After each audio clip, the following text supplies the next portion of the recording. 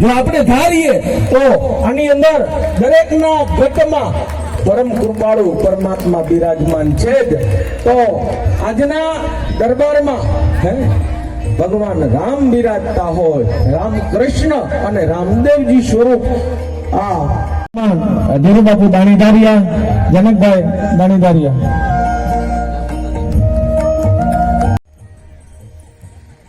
ફટાફટ પધારો. અધ્યક્ષ કિશોર બાબુ, મનોજભાઈ રામદેવ પુત્ર, હશુભાઈ, ધીરુબાપુ દાણીધારિયા, જનકભાઈ દાણીધારિયા.